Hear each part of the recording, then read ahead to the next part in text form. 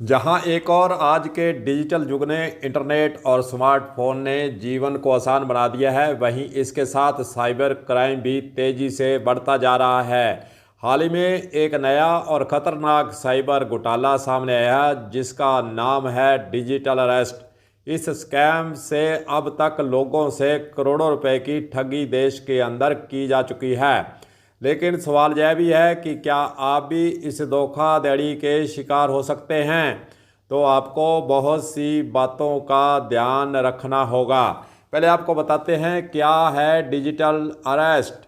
Digital arrest एक प्रकार का साइबर ब्लैकमेलिंग स्कैम है जिसमें साइबर ठग खुद को सरकारी अधिकारी जैसे पुलिस, इनकम टैक्स या कस्टम डिपार्टमेंट के रूप में पेश करते हैं। ठग आपको यह कहकर डराते हैं कि आपके पैन कार्ड, आधार कार्ड और बैंक खाते का इस्तेमाल किसी गैर कानूनी गतिविधि के लिए किया गया है। इसके बाद वे आपको वीडियो कॉल कर हर समय अपनी नज़र में रखते हैं और मामले को सुलझाने के लिए आपसे पैसों की मांग करते हैं। डिजिटल अरेस्ट कैसे शुरू होता है यह भी आपको हम बताना चाहेंगे। इस घोटाले की शुरुआत एक साधारण कॉल या मैसेज से होती है। आपको बताया जाता है कि आप किसी गंभीर अपराध के अंदर फंस चुके हैं, जैसे मनी लॉन्ड्रिंग, ड्रग्स की खरीद फरोख्त या फिर अवैध गतिविधियों में आप शामिल हैं। इसके बाद फिर ठग आपको वीडियो कॉल पर आने के लिए उकसाता है, जहां वे आपको डराते हैं और केस ख़त्म करने के लिए पैसे ट्रांसफ़र करने का दबाव भी बनाते हैं। डिजिटल अरेस्ट स्कैम के शिकार वे लोग बनते हैं जो डर के कारण ठगों की बातों में विश्वास कर लेते हैं।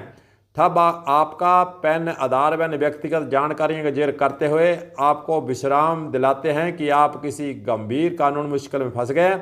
आप जल्द ही उनकी मांगों के सामने झुक जाइए और पैसे ट्रांसफ़र कर दीजिए, जिससे आप ठगी के शिकार धीरे धीरे हो जाते हैं। देश के अंदर इसी प्रकार राकेश सिन्हा जो नोएडा के रहने वाले हैं, उनके साथ ठगी हो चुकी है। 300 मुकदमों में जांच उनकी चल रही है, ऐसा ठगों के द्वारा कहा गया।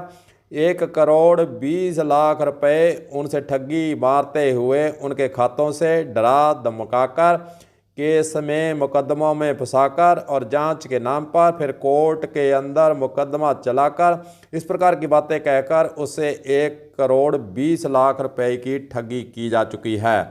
हालांकि केंद्र सरकार के द्वारा, गृह मंत्रालय के द्वारा इन ठगियों को देखते हुए एक कमेटी का गठन भी किया गया है। देश के अंदर चिंता है, राज्य सरकारें हों या केंद्र सरकार हों, अपने बूते से बाहर होता मामला चला जाता है कि किस प्रकार जो अरेस्ट ठगी है, इसको डिजिटल ठगी को किस प्रकार रोका जाए।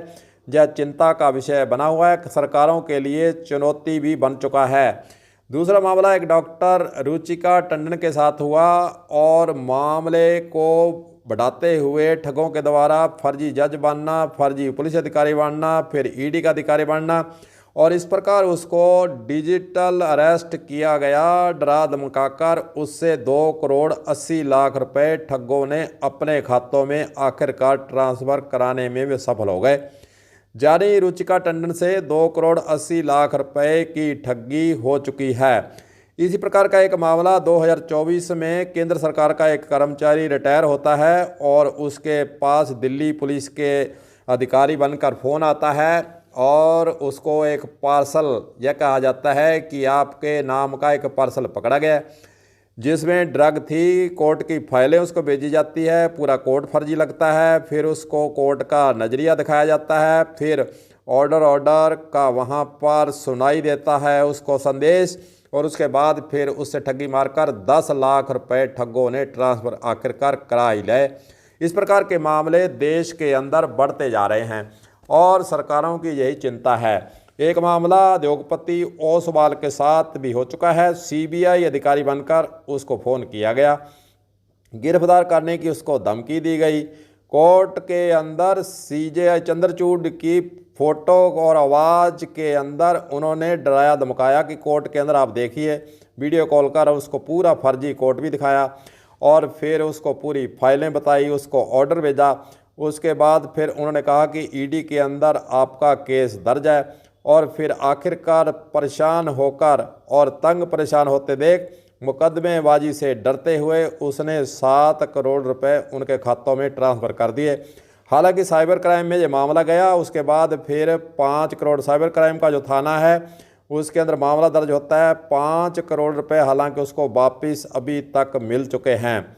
इस प्रकार की ठगी 13 जून 2024 को नोएडा के अंदर एक महिला के साथ भी हुई है और कहा गया कि एक पैकेट मिला है जो कि गैर कानूनी है, उसके अंदर संदिग्ध वस्तु है, उसके अंदर जो है ड्रग्स है। इस प्रकार डराकर उससे भी पैसे की ठगी की गई। इस प्रकार के मामले देश के अंदर बढ़ते जा रहे हैं और जो डिजिटल अरेस्ट का मामला है वह इस प्रकार लोगों को ठगने का काम कर रहा है। लोग डर के मारे बताते भी नहीं हैं। कहीं यही कहा जाता है कि आप कहीं बोलोगे नहीं, पुलिस को सूचना नहीं दोगे, किसी रिश्तेदार को नहीं बुलाओगे। इस प्रकार की बातों के उलझाकर ठगों के द्वारा जो डिजिटल ठगी है, डिजिटल अरेस्ट की ठगी है, वह देश के अंदर लगातार इसके मामले अब बढ़ने लग गए हैं। अब सवाल उठता है कि डिजिटल ठगी से अपने बच कैसे सकते हैं, समझदारी अपने कैसे करनी है, इसके बारे में भी आपको थोड़ी सी हम जानकारी इस वीडियो के माध्यम से देना चाहेंगे।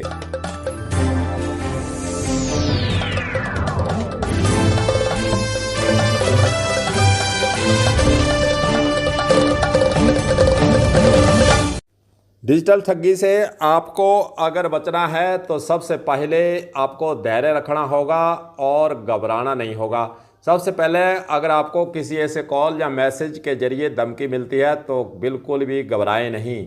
सरकारी अधिकारी कभी भी फ़ोन या वीडियो कॉल के जरिए पैसे की मांग नहीं कर सकते हैं। जैसा कि आपकी समझदारी के अंदर और आपके दिमाग के अंदर यह सवाल तुरंत उठना चाहिए कि क्या सरकारी अधिकारी जो कि नौकरी कर रहा है, जो कि केंद्र सरकार का हो चाहे राज्य सरकार का हो, क्या आपको कॉल करके इस प्रकार जो है रिश्वत मांग सकता है? नहीं मांग सकता है, क्योंकि उसको भी डर है कि आजकल मोबाइल के अंदर रिकॉर्डिंग चलती है, वह अधिकारी अपनी नौकरी से हाथ धो बैठेगा। इसलिए कोई भी अधिकारी, आपको केंद्र सरकार या फिर राज्य सरकार का कोई भी अधिकारी इस प्रकार किसी भी केस के बारे में कहकर, ईडी का कहकर, सीबीआई का कहकर, बैंक का अधिकारी, इनकम टैक्स अधिकारी, इस प्रकार के किसी भी विभाग का अधिकारी आपको पैसे देने के लिए, खाते के अंदर राशि ट्रांसफ़र करने के लिए कभी भी नहीं कहेगा। इसलिए अगर आपको धमकी मिलती है तो घबराने के लिए आपको कहीं भी अपने दिमाग के अंदर कोई भी सुराग, ऐसा कोई भी पासा ऐसा नहीं रखना चाहिए कि आप घबराएं। और फ़ोन जब भी आए तो आपको सावधानी बरतने की आवश्यकता है। कॉल और मैसेज की वेरीफाई आप कर सकते हैं। अगर आपको कोई संदिग्ध कॉल या मैसेज मिलता है तो उसे सत्यापित करने के लिए संबंधित सरकारी विभाग से आप संपर्क करें। बिना सत्यापन के किसी भी कॉल या वीडियो कॉल पर विश्राम न करें। अगर आपके पास ऐसी कॉल आती है तो आपके जो सरकारी विभाग हैं, नहीं तो पुलिस का आपको नंबर पता है, उस पर आप जो है मैसेज कर या फ़ोन कर इसके बारे में पूरी जानकारी ले सकते हैं। तीसरी बात है कि डू नॉट ट्रांसफ़र मनी, पैसे ट्रांसफ़र कभी भी ना करें। किसी भी स्थिति में तुरंत पैसे ट्रांसफ़र करने के दबाव में न आए। ठग अक्सर जमानत के नाम पर पैसे मांगते हैं जो पूरी तरह से फर्जी होता है। चौथी बात, साइबर क्राइम सेल में अगर आप रिपोर्ट नहीं करेंगे तो फिर आपके साथ ठगी होती रहेगी। Report to cyber crime cell, तत्काल आप report to cyber crime cell के अंदर जाइए। ऐसे किसी भी संदिग्ध कॉल या मैसेज की तुरंत साइबर क्राइम में शिकायत दर्ज करें। अपने पास उपलब्ध सबूतों और कॉल रिकॉर्डिंग, मैसेज या वीडियो को पुलिस के साथ आप साझा कर सकते हैं। वीडियो कॉल के अंदर भी आपको सावधानी बरतनी पड़ेगी। किसी भी अनजान व्यक्ति के साथ वीडियो कॉल करते समय सतर्क रहें। किसी भी संवेदनशील जानकारी साझा न करें और कॉल के दौरान आप सतर्क रहें। यदि आपको घबराना नहीं है, किसी प्रकार से अपना संयम नहीं खोना है और आपको सतर्क रहना है। डिजिटल अरेस्ट एक खतरनाक साइबर घोटाला है जो लोगों को मानसिक स्थिति और डर का फ़ायदा उठाकर उन्हें ठगता है।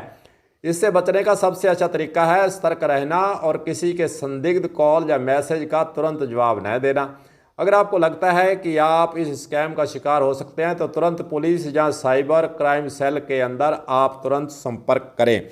इस प्रकार की कुछ बातें आपके समक्ष इस वीडियो के माध्यम से हम इसीलिए रखना चाहते हैं, आपको जागरूक करना चाहते हैं कि इस प्रकार का मामला जब आपके सामने आए, डिजिटल अरेस्ट होने का आपको लगा हो कि कोई डिजिटल अरेस्ट कर सकता है, तो तत्काल आप अपने रिश्तेदारों को, अपने घर वालों को, अपने पुलिस नज़दीक जो आपका थाना है या फिर आपके डिस्ट्रिक्ट मजिस्ट्रेट है, एसपी है, और उन पर आप संपर्क करें। और इस प्रकार डरे नहीं, बिल्कुल भी डरने की आवश्यकता नहीं है, क्योंकि आपको तरीके बताए हैं।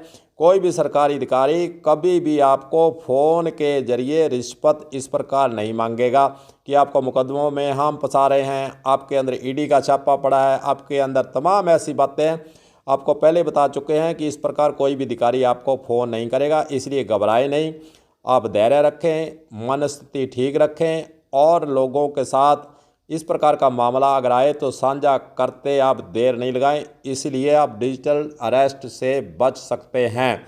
हालांकि सरकारें जो है इसके लिए तमाम ऐसे इंतजाम करने में लगी हुई हैं, और इसी प्रकार के मामले अगर हम देखते हैं तो देश के अंदर जो मामलों की संख्या है वह बढ़ती जा रही है। 6000 से ज़्यादा शिकायतें इसी तरह की दर्ज हो चुकी हैं, और देश के अंदर, पूरे देश के अंदर 6 लाख नंबर इसी तरह के ब्लॉक भी किए जा चुके हैं जिनसे कॉल होती है, और इसे ढूंढकर केंद्र सरकार, राज्य सरकारों के द्वारा 6 लाख मोबाइल नंबर ब्लॉक किए जा चुके हैं।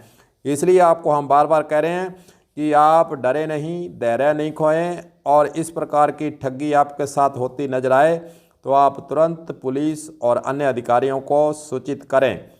तो दोस्तों, आज दीपावली का पर्व है। कलम न्यूज़ की तरफ से सभी श्रोताओं को बहुत बहुत शुभकामनाएं। और ये वीडियो आपको कैसा लगा कमेंट बॉक्स के अंदर जरूर लिखिए। और जिन भाइयों ने, बहनों ने अभी तक कलम न्यूज़ हनुमानगढ़ को सब्सक्राइब नहीं किया है, वे सब्सक्राइब कर लें, ताकि आपके पास जब भी हम वीडियो जारी करें, अच्छी जानकारी के वीडियो जारी हम समय समय पर करते रहते हैं, आपके पास तुरंत पहुंच सके। तो सभी को गुरुदेव सिंह सैनी की तरफ से नमस्कार।